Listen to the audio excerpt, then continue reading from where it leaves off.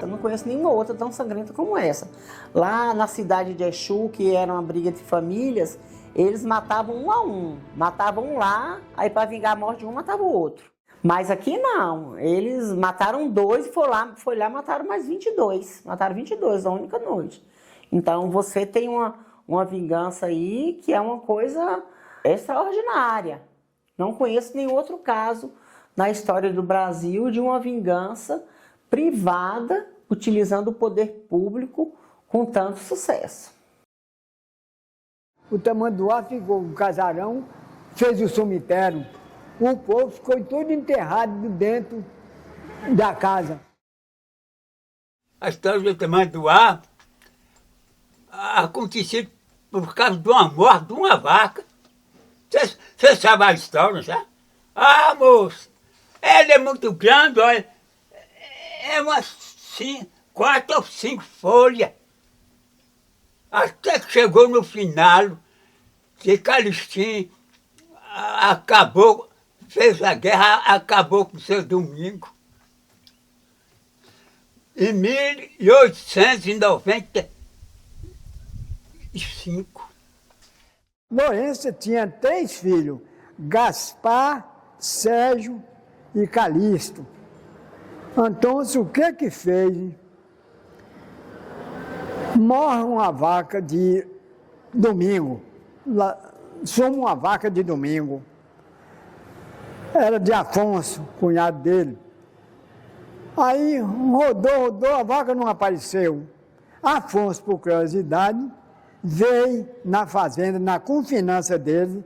Os meninos tinham botado uma roça, plantou maniva. Plantava maniva ali. Chega na roça perto da porteira, olha uma ossada de uma vaca. Afonso olhou, de que os meninos tinham 2 trabalhando, Gaspar e Sérgio. De que essa vaca morreu? Os meninos, muito mal criados também, não era mole. Nós não estávamos dentro da vaca para assistir de que ela morreu, não. Aí deram uma discussãozinha, os meninos estavam armados a facão, tirou o facão e andou dando ali uma zoada com eles, acho que até bateu também. Aconteceu que Sérgio e Gasparino cortou muito o Afonso. Depois de Afonso cortado, eles planejou sair, que ele podia ser atacado pelo seu Domingo, viajou para a zona Cacaueira, no Itabuna, que hoje é... Não, esse tempo era Taboca. As tabocas só tem bicho, é na mata. É Itabuna hoje. Chamava as tabocas. Você vai para lá e fica na mata lá e não dá muito conhecer a gente, não. Que, mano, os meninos, foi 2 para lá. Chegou lá nas tabocas, a febre braba da mata, que antigamente veio ela primeiro, matou muita gente. Aí deu nos meninos, não acalmou. Mas lá, sozinho, sem tratamento nenhum, resolveu voltar para a fazenda, para o Despim. Aí chegando, ficou os cuidados da mãe, tratando com remédio. Aí, nessa bárbara, Afonso, já recuperado dos ferimentos, teve notícia que eles tinham chegado, ele nessa época, ele ocupava o cargo de subdelegado. Foi na conquista, arrumou com o chefe a polícia e veio fazer prisão. Mandou 3 companheiros matar. Aí os companheiros chegou, sangrou 2, só estava 2. Só estava Gaspar e Sérgio. sangrou os meninos. A véia, muito malcriada, xingava muito. Ele escavou, pegou, cortou o cabelo da véia, de facão, tudo. E foram embora. Matou os meninos e foi embora. Aí saiu. Aí ela foi, pegou os filhos, pôs numa cangaia, no animal e foi para a conquista, procurar defesa. Mandou falar com o regional que tomasse providência disso e matar o velho Domingo, que é o que fez. E se não fizesse aquilo, comesse. Procurou o chão, aos joelhos na terra, e procurou a Deus. Disse, olha, se a justiça da terra não é reta, mas tem a justiça divina, eu entrego a justiça divina à morte de meus filhos.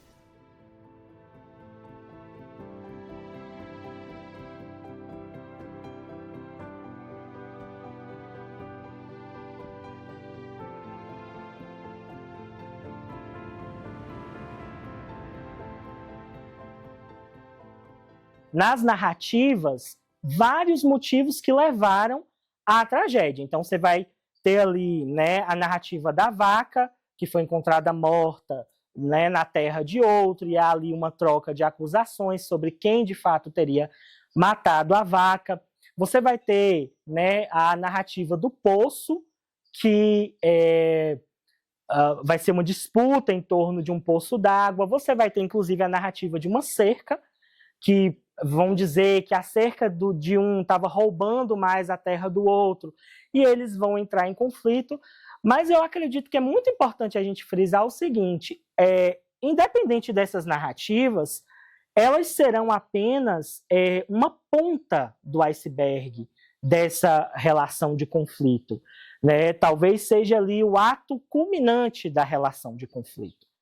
Numa economia em que a terra é monopolizada e geralmente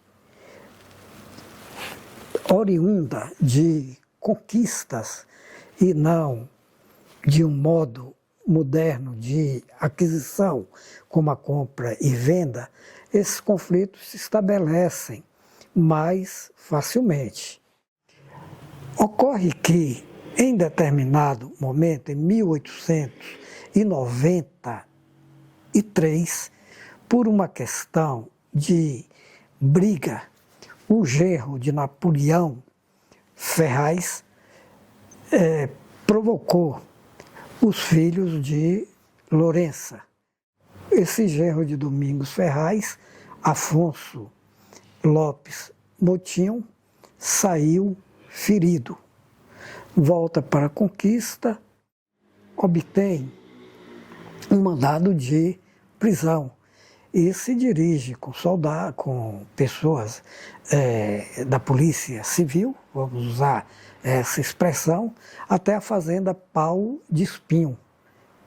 E lá termina, né, por matar esses dois irmãos que tinham antes fugido, mas que haviam retornado, não é, algum tempo depois.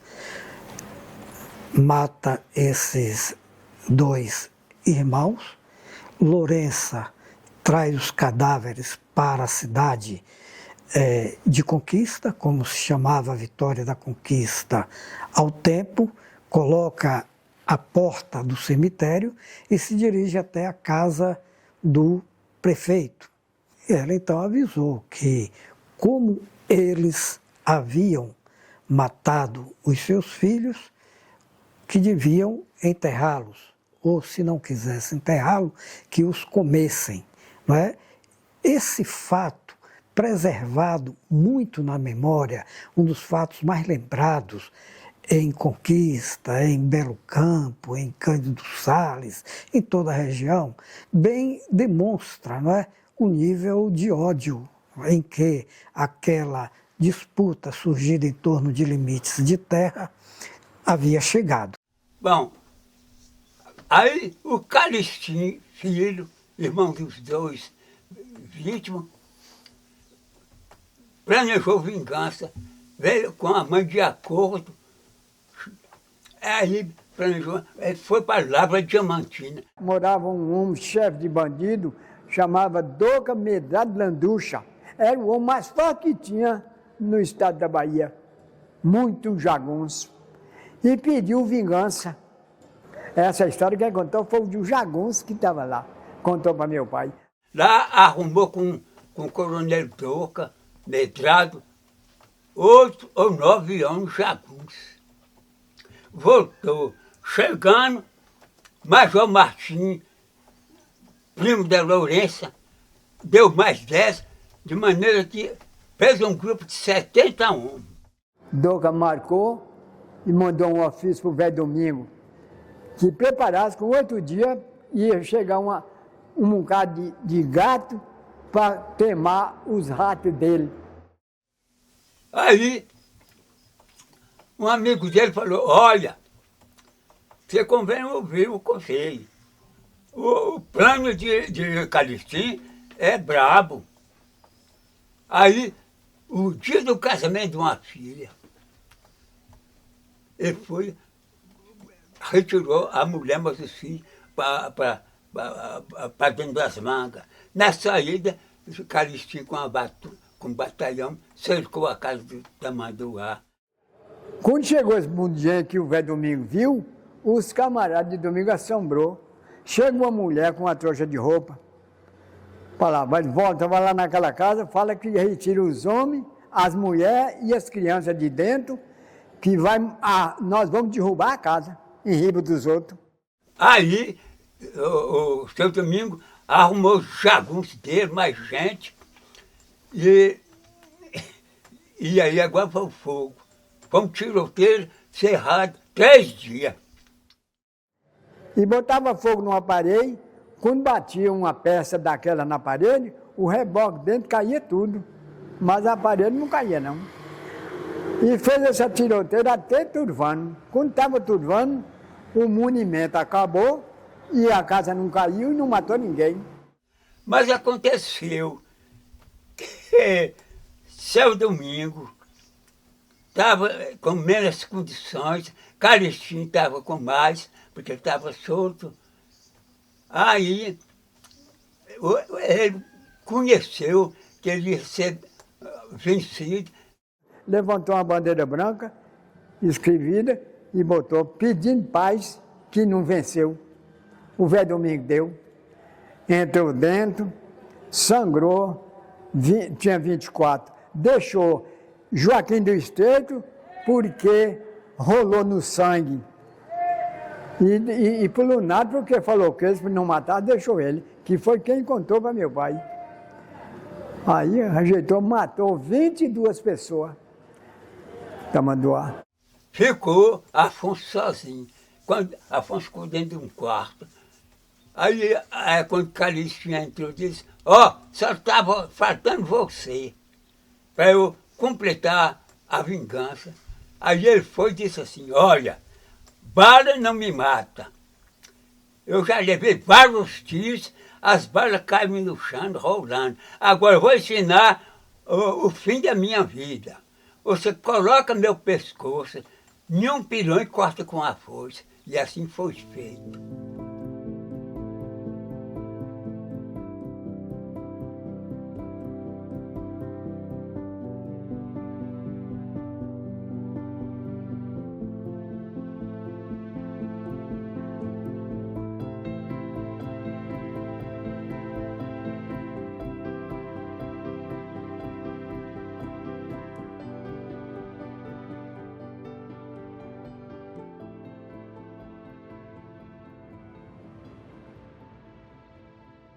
Eu ainda estava fazendo graduação em História.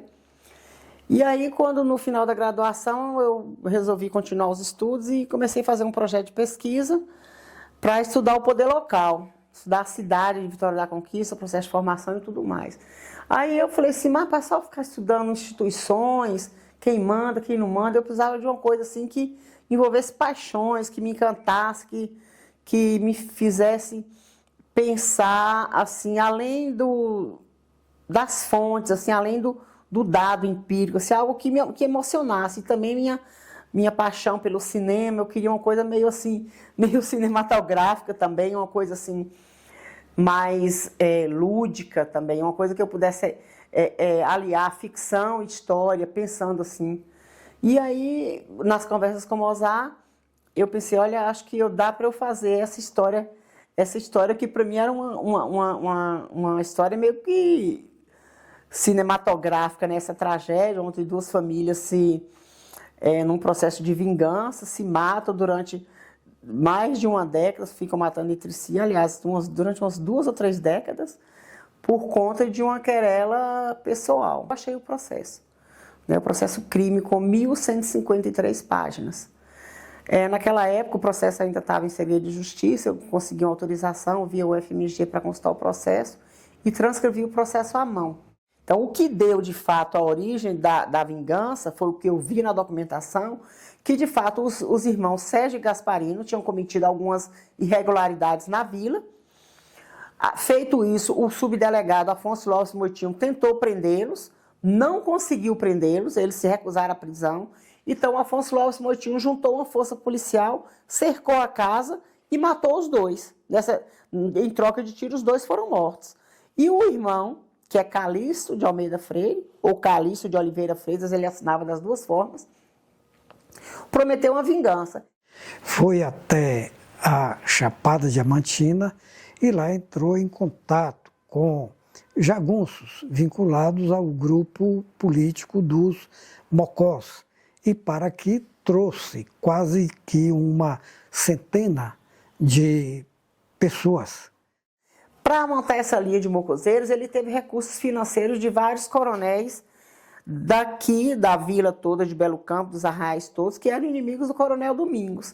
Então, não é difícil pensar que o Coronel Domingos também não era só apenas uma vítima, porque ele também tinha seus pecados, já que tanta gente ajudou financeiramente a Calixto montar um bando. Esse bando sai das Lavras Diamantinas em direção à Fazenda Tamanduá, mandando avisos pelo que eles chamavam de correios, aquelas pessoas que são as disseminadoras de boatos. Né? Esses boatos iam no sentido de criar uma áurea de poder em torno do Vingador, que era Calixto. Olha, avisa o Coronel Domingos que o Anjo da Morte está a caminho. O Anjo da Morte era ele, o próprio o Vingador, o Calixto de Almeida, o Calixtinho, né? Como era também conhecido. Mas na contramão do discurso, o subdelegado Afonso Lopes Moitinho também construía em torno de si uma aura de poder em relação ao seu algoz. Ele dizia, olha, fale com o Anjo da Morte que ele pode vir, que eu tenho um corpo fechado. Armas brancas e armas de fogo jamais vão me matar. Então ele dizia que ele também tinha poderes. Se ele era o Anjo da Morte, ele tinha um corpo fechado. Então ele dizia que somente armas de fogo, ou que somente ele só seria morto se lhe tirasse o pescoço e pilasse no pilão de madeira, somente assim ele seria morto. Mas é claro que isso é uma lenda, né, que exalta uma coragem de Afonso Lopes Moitinho. Não é? É como se fosse uma compensação diante de tanto morticínio, não é? Dizer que houve um herói na parte trucidada, né? Na parte em que as pessoas perderam mais, tiveram mais perdas, né? Então ele saqueia a fazenda do Afonso, depois vai para a fazenda Tamanduá. E lá ele cerca a fazenda por alguns dias. Cerca a fazenda, mata todos que estão na fazenda, consegue matar todos e faz o preceito de eliminar Afonso Lopes Moitinho, tirando a cabeça, colocando no pilão e pilando, né, como diz. Mas o mais aterrorizante disso tudo não é nem esse relato que foi feito pela memória, porque esse relato de pilar a cabeça não consta no processo crime, mas consta algo que eu considero até pior. Consta que, após o assassinato das pessoas, Os corpos todos foram jogados na frente da Casa Grande, né, na frente da sede da fazenda, e o bando ficou cercado durante todo o tempo esperando que os gaviões e abutres comessem os corpos. Então, isso para mim, o direito ao não sepultamento, o direito cristão ao não sepultamento, eu acho que é bem pior, viu? Uma coisa terrível, sinistra. E aí Calixto faz isso com os bandos, com os membros da família Lopes Moitinho e da família Ferraz de Araújo, mortos ali na fazenda. E após isso, eles saqueiam, logicamente, a fazenda, roubam os bens do Coronel Domingos, e aí esses bens são divididos entre o bando. E Calixto, segundo consta, ele foge da região aqui da Bahia e vai para o norte de Minas Gerais. Enfim, não vai culminar na prisão, tá, dos envolvidos, ela não vai culminar na responsabilização, né, da maioria dos envolvidos, porque realmente você não tinha um interesse por parte do poder público de resolver isso, porque, na verdade, você tinha a influência, né, de pessoas que exerciam o poder dentro das instituições de poder público. E depois desse momento, né, dessa festa, que foi em 5 de outubro de 1895, as famílias continuaram vingando umas às outras, elas foram matando entre si até que elas assinaram um armistício em 1919, por conta e aí o processo foi arquivado sem que ninguém fosse punido. Então eu fui acompanhando os processos de sedimentação dessas parentelas aqui e percebi que todas elas, os Ferraz de Araújo, os Lopes Moitinho, os Oliveiras Freitas, eles eram membros do poder local, eram juízes municipais, eram juízes de paz, eram delegados, eram tabeliães, né? Então eles exerciam as funções públicas no lugar, portanto eles eram os donos do poder, porque a eles cabem a função de julgar e punir, né? As próprias pessoas que estão julgando, que estão ouvindo as testemunhas, são pessoas que são parentes dos que estavam ou sendo vitimados ou então exercendo a violência, matando, né? Então é um jogo de tabuleiro de 4 cantos, onde vítimas e algozes se misturam, a depender do momento em que eles se colocam ali naquele jogo de poder, naquele jogo violento e perverso de vingança.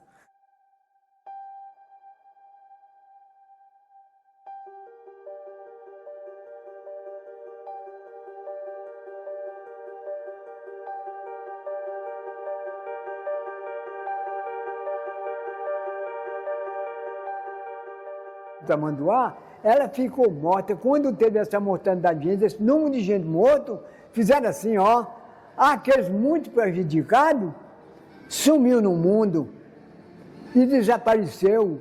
E só ficou as moradas velhas jogadas. Ninguém falava em Tamanduá, ninguém falava em Pau de Espinho, nem nada dessa vida. Levou muito tempo sem ninguém falar. Agora, depois de muito tempo, pegou. Um falava uma coisa, outro falava outra, muito pouca. Quando eu falo que é o fato provavelmente mais presente na memória, eu estou me referindo à memória social. Isso é uma memória de caráter coletivo, porque ao lado de uma memória individual que cada um de nós tem e muitas vezes cultiva, não é? Faz questão de ficar relembrando as coisas, não é? Passadas, não é? Vistas, lidas, sonhadas, etc. Há essa memória que é da própria sociedade ou de grupos dessa sociedade. É uma presença viva, constante, não é? E eu diria mesmo democrática dentro da sociedade, uma vez que, não é, isso vai sendo transmitido de geração em geração. Agora, por outro lado, também de memória a gente não escapa, não é? Ou a gente tem essa memória social que vai transmitindo, não é? E que tem suas regras próprias, não é? Suas leis próprias de permanência, de transmissão, porque muitas vezes essa memória ela é aplastada, ela é sufocada e só vai reaparecer anos depois. Porque isso acontece, às vezes porque um grupo é dominado, às vezes porque um grupo vive sobre o amedrontamento, às vezes pela própria impossibilidade, não é? Eu acho que o medo de falar é o medo de também de sofrer a vingança. Porque assim, falar em favor de ou contra alguém numa vingança de tamanha envergadura, essa vingança foi noticiada no Jornal de Brasília na época. Né? Saiu nos diários da província, da sede da província, em Salvador. Então foi uma coisa assim, realmente comovente para a República toda, para a República recém-criada, né, em 1895. Então falar disso era você assumir um dos lados. Então assumir um dos lados é se tornar-se alvo de vingança. Um camponês, né, uma pessoa, um homem simples, uma pessoa do campo, tomar posição diante de um caso desse, um caso sangrento, violento como esse, havia possibilidade grande de tornar-se alvo de vingança, né? Como foi o caso de Napoleão Ferraz de Araújo, que é o patriarca lá da cidade de Belo Campo, né? Ele e Isabelinha Ferraz, há fortes indícios de que essa querela entre os dois tem a ver também com a tragédia de Tamanduá. E aí a história entra com as suas ferramentas metodológicas, conceituais, né, tentando colocar aqueles relatos dentro de um contexto, né, para que a gente compreenda, talvez assim, da forma mais verossímil possível, o que ocorreu dentro da tragédia do Tamanduá. Um processo crime, de um crime dessa tamanha envergadura, cujos algozes estavam também no controle da justiça, esse processo crime não é neutro. Ele é eivado de subjetividades e de parcialidades. Percebem? Nenhuma fonte histórica ela é isenta de valores. Nenhuma fonte histórica. Então, essa neutralidade que eu quis criar em torno da interpretação da fonte, isso é só um desejo meu. Mas a fonte revela o quê? Ela é contaminada pelo seu tempo. Ela é eivada de subjetividades por quem a produziu lá no passado. É assim que a história funciona. Assim, o senso comum costuma falar assim, contra os fatos não há argumentos. Isso não existe em história. Porque contra qualquer fato há 1000 argumentos. Até a prova do fato a gente tem que duvidar. Porque quem cria a prova são os homens, e os homens são eivados de subjetividades e de valores e de preferências. Percebem? Portanto, tanto a história escrita a partir das fontes, quanto as memórias construídas a partir do olhar apaixonado, do olhar raivoso de quem analisa o fato, todas essas versões são válidas. Porque é isso que é a história. A história é feita de versões. Não existe uma versão pura e acabada, pronto. Não. Cada um tem um olhar diferente. Porque cada historiador é único. Tem sua formação, sua ideologia, sua visão de mundo e sua forma de interpretar o dado.